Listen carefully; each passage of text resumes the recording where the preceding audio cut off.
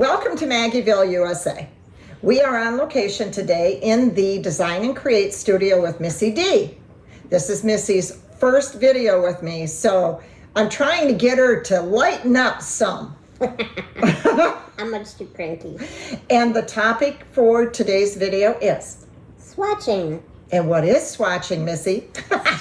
Well, first of all, we don't really know if that's what it's called. It's kind of a made-up word for me. But swatching is a way to document the colors in your color set so that you can use it as a chart when you're creating your art projects. And we have an example here of what a swatch looks like. A swatch sheet looks like. And this happens to be a swatch sheet that I made of my Castle Art colored pencil set. Now, swatching can be done with all different kinds of art sets. You can swatch for acrylic paint, colored pencils, pens, markers, alcohol markers, oil pastels, almost any kind of media that you have to create artwork, you can make a swatch of. You could even swatch exterior house paint if that's what you use for to create your artwork. And I always thought, I know what swatch sheets are. Try to say that 3 times real fast. But I don't use all the media that she uses. I never thought about doing it for watercolors and things like that, just pens and pencils. So the next question is, why make swatch pages? Well, it's good to start out by making a swatch page when you get a new set of media. And for example, a colored pencil set or a pen set, especially when it comes to markers. You want to try each one out to make sure they all work properly. Sometimes you can get a set that has a number of markers that are dried or pencils that are broken. And this gives you an idea of whether you should send the item back to the manufacturer where you purchased it from. And you know right away if what you received is a good set.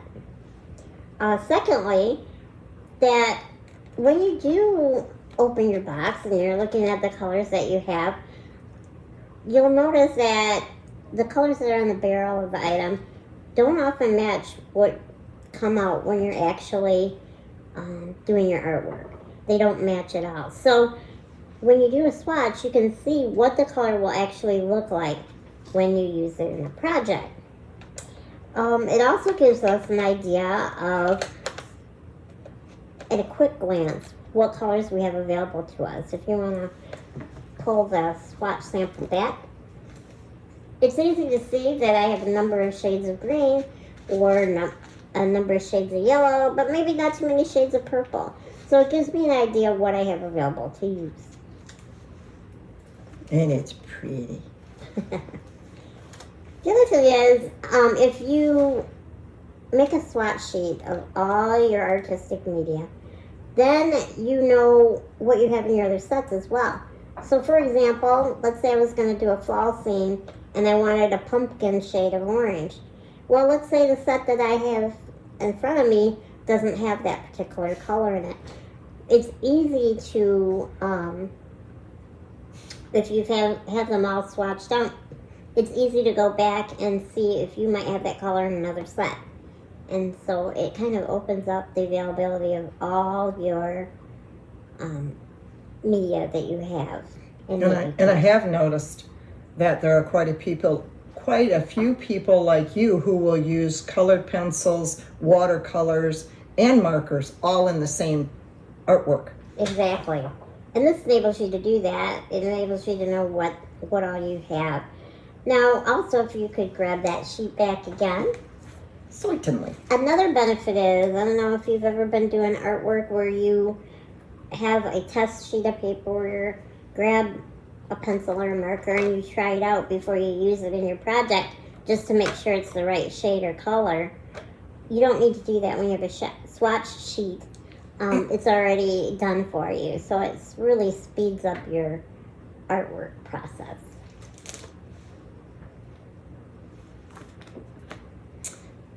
Now we get into the mechanics of it. How do you make a swatch page?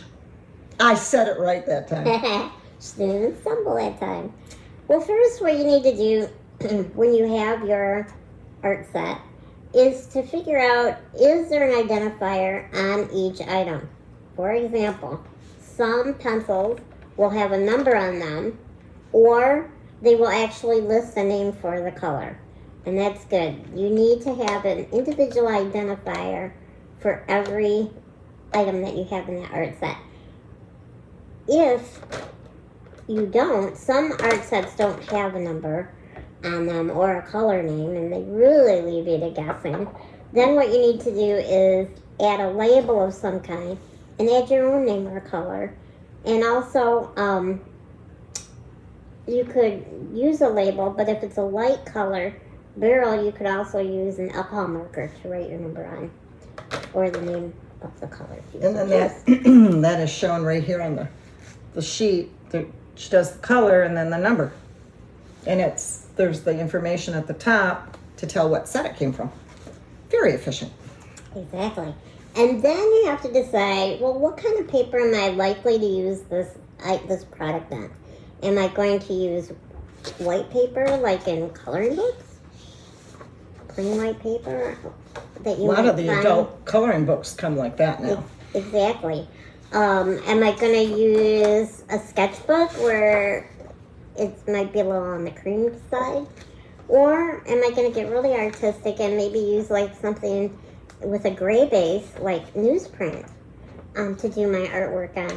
And so if you're using a color set that is translucent, the color of the background is going to make a difference as how the color will look when you're finished. And so if you're likely to use plain white, then I would do your swatch on a plain white sheet. If you're likely to do it on cream, same thing. And so for newsprint or whatever you might use, you would want to pick the paper that you're going to use most often. And if you think you're going to use a variety of papers, well, you could swatch on a variety of papers as well. It just takes more time to do. Or just testing before you do whatever you want to create. Test those colors on that paper and make sure that it's going to show through the way you want it to. Exactly.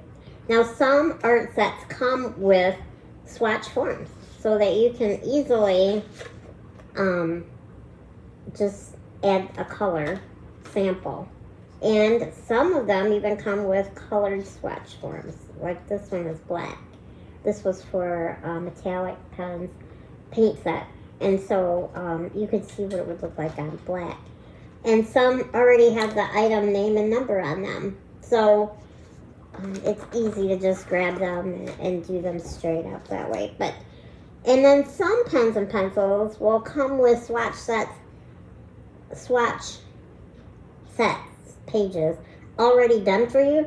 I would not rely on those that come with the set, because in the printing process, the colors may differ from what you will actually experience when you use the item on the paper. So you can do a swatch on regular paper, just plain old paper, by making samples of each color and then writing what the corresponding number or name of the color is. Or you can use a swatch form, like I showed you, that comes with some of the boxes of art media. And you can download some on the internet, or you can purchase some forms, and then you can just photocopy them on whatever kind of paper that you happen to use. Now, this is a form that I actually developed myself, and it gives a space for each color to be colored in and a little space underneath to document the color number or name. There are many that you could download off the internet. SarahReneeClark.com has a good set of swatches that...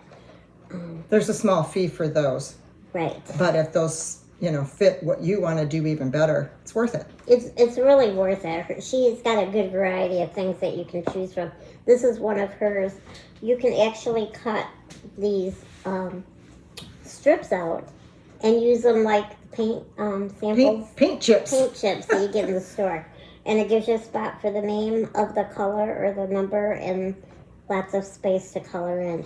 This one by Sarah Renee Clark is great as well, because if you tend to like to mix your colors, you can see how the mixture will look on this swatch form before you use it. You can put your base colors up here and your mixing colors here, and then do samples in each box of what each one will look like.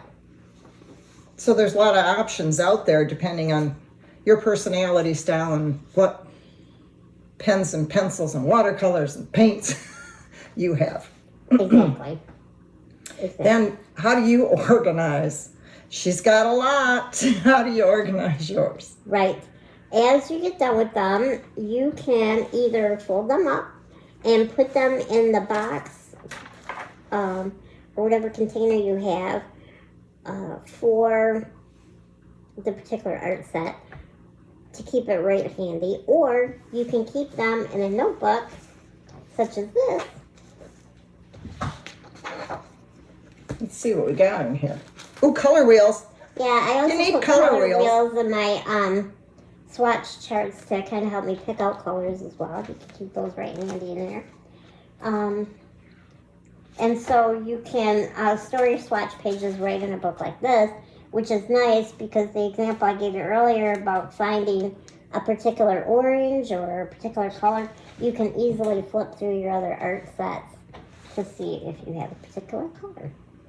And then be able to actually take them out and hold them side by side to see if they're really going to blend well and give you the result you're looking for. Exactly. I like how this is organized. Oh, thank you. It's really cool. Yeah, I have it in different sections. I have it in sections for my alcohol markers, my watercolor paints, so you can easily tell what kind of media it is as well. And again, she's been doing this for quite some time now, so it's working out really well. Absolutely. Is that it, my dear? Same frustration. Highly recommend. So that does it for today. We hope that you have learned some quick tips and tricks for organizing not only your swatch sheets, but being able to readily pick out your colors. Make it a lot easier on you. It's a little bit of work up front, pays off big time in the long run. Exactly. So thanks for joining us today. Thanks for having me. Till next time, stay tuned for our next videos. We had a good time today. We will see you. We'll see you in the next video. Ta-ta. Bye.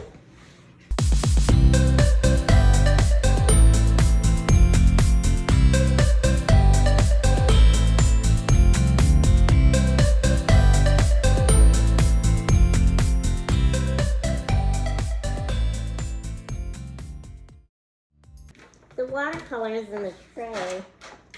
Whoops. Cut. Take 10. Whoops. Here, Okay. hand it to me and I'll put them back together for you. This is funny. See what she did? That's funny. Okay. The watercolor paints here, maybe I can use this one for We had a hard time with this earlier, trying to get this thing to open, and then all of a sudden it popped open, and we go, well, what was the Oh, here we go. pull it in when you pull There it we up? go. Yeah. I think that. I'll remember that. Okay. Well, that's it for this episode. If you have any questions or suggestions, oh, please do put them in the put them down below. Like, subscribe. And hopefully we'll be able to do more of these fun sessions in the future. Yay. Until then, enjoy your crafting. Ta-ta.